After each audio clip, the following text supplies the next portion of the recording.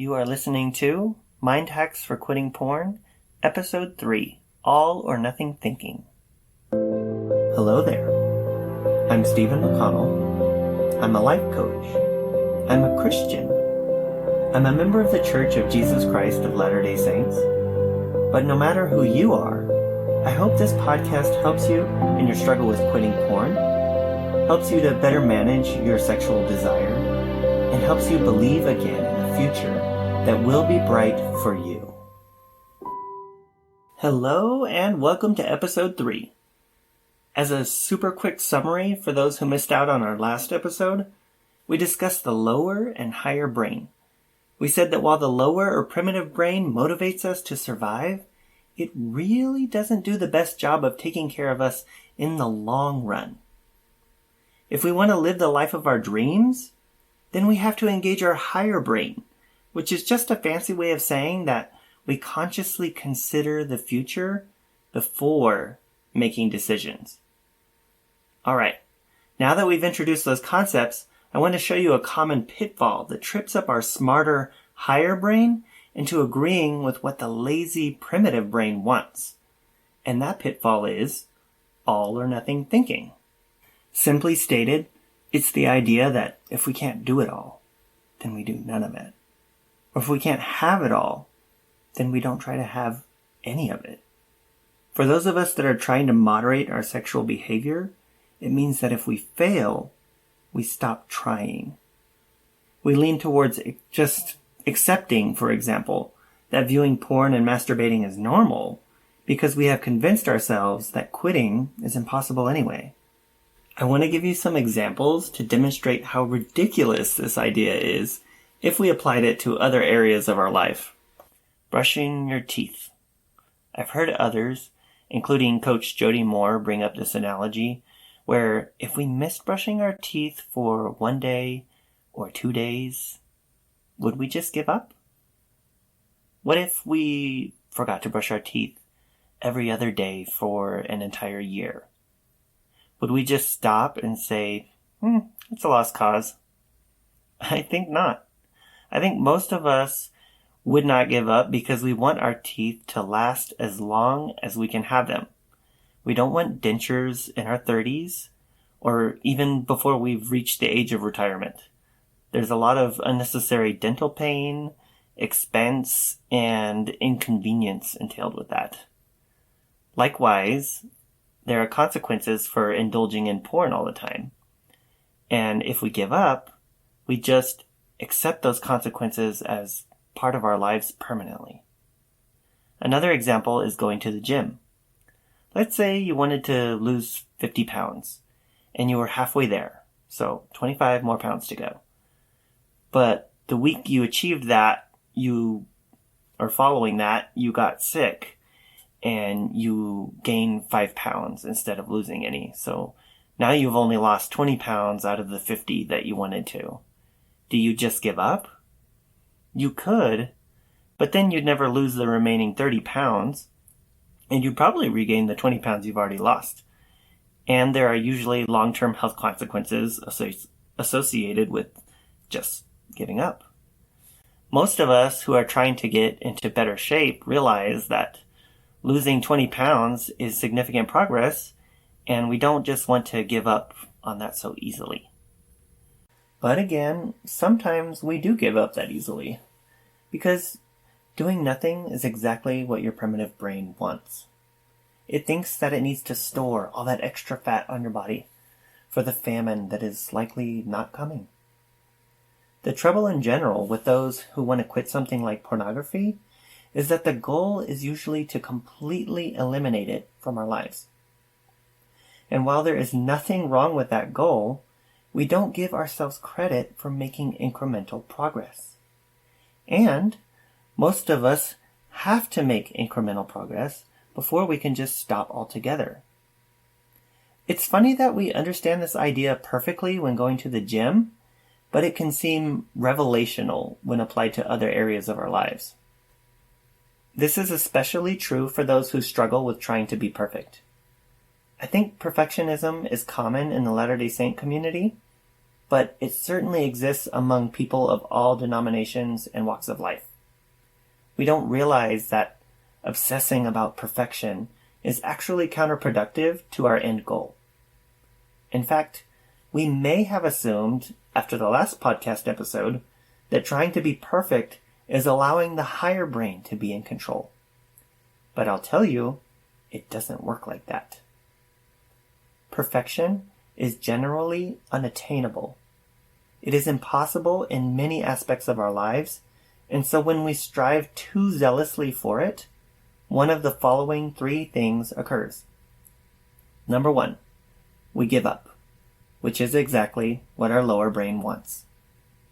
Number 2, we spend a great deal too long doing something, mostly just making minor tweaks to get things just right, while ignoring everything else that we could be doing. Number 3, we keep trying for perfection, but we become increasingly doubtful about our chances for success, growing ever more cynical within ourselves, and often cynical in our interactions with those around us. You can see how each of these 3 outcomes is counterproductive because, in the first case, we don't get done what we intended to do. In the second, we don't get anything else done. And in the third, we would think that trying to achieve perfection would be a positive experience, but instead we are bleeding negativity into the world around us.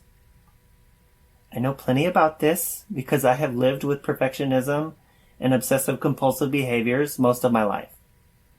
I love to rationalize by thinking, but my work is so high quality, and I put a lot of time and effort into things, which is totally true, but if no one cares about the quality, for example, most people don't march into your house and wipe a finger along the bathroom counter or the baseboard to see how well you've dusted it, then there's room to reconsider whether the amount of effort expended was really necessary.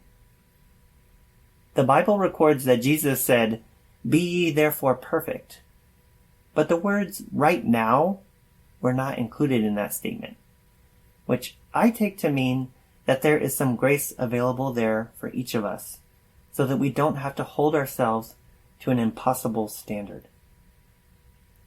So, bringing it back to quitting porn and other undesired sexual behaviors, it means that some progress has to be better than no progress at all. If we were viewing porn every day, we start by trying to only view it every other day, or maybe once a week. You have to decide what makes the most sense for you. Where do you start? If you have 5 sexual partners, I know some of you are thinking, wait, what? 5? I would never. And others of you are thinking, only 5? That's not very many.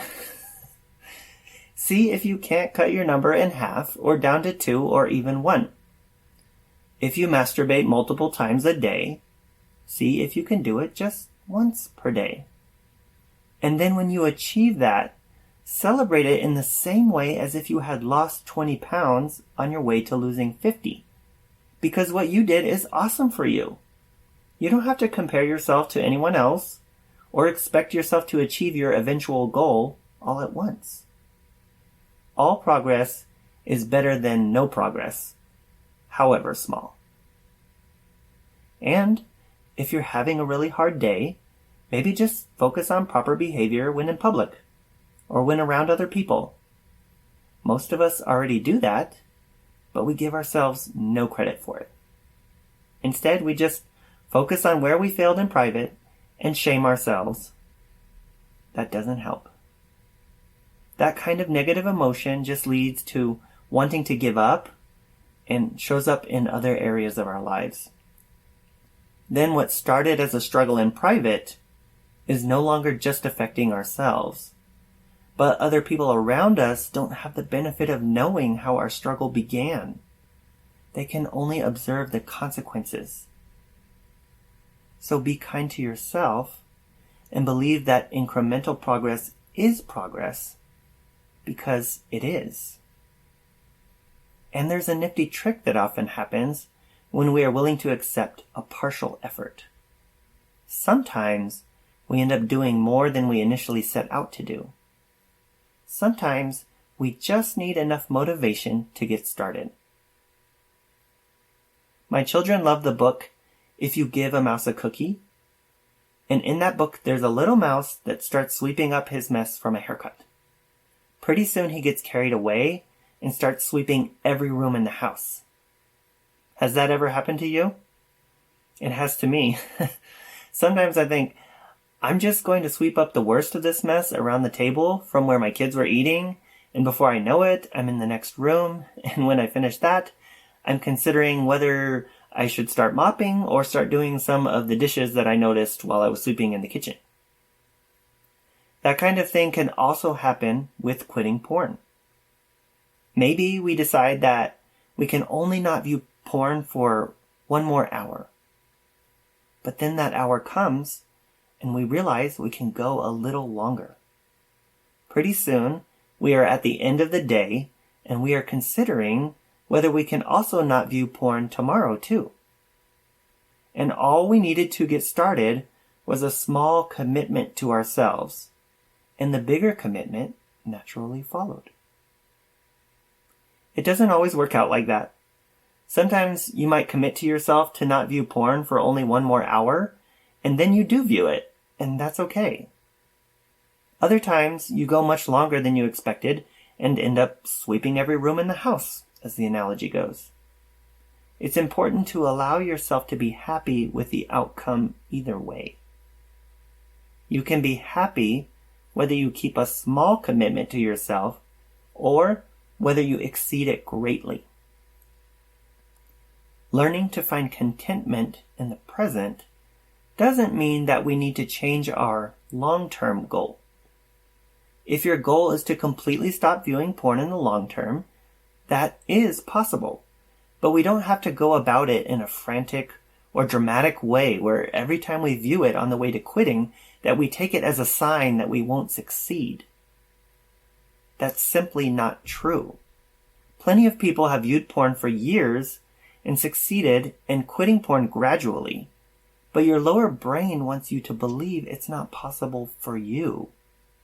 Your lower brain wants the pleasure of viewing porn, and it doesn't want to stop, and so you will find an internal resistance to quitting. That's a normal human reaction. On the other hand, what's not normal or natural is the modern widespread availability of porn.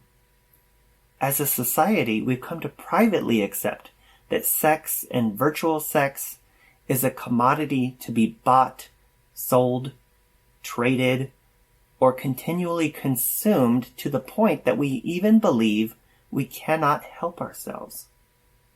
We have to be willing to shed that belief if we want to be successful. Instead, we have to start believing that completely turning away from porn, or masturbation, or sex outside of marriage is in fact possible before we will see success.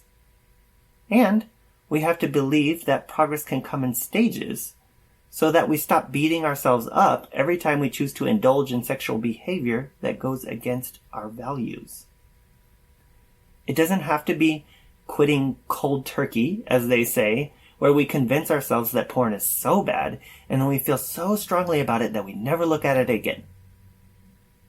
I'm not saying that that can't happen, but I am saying that it didn't happen that way for me. And for those of you listening, it probably didn't happen for you either, or you wouldn't be here.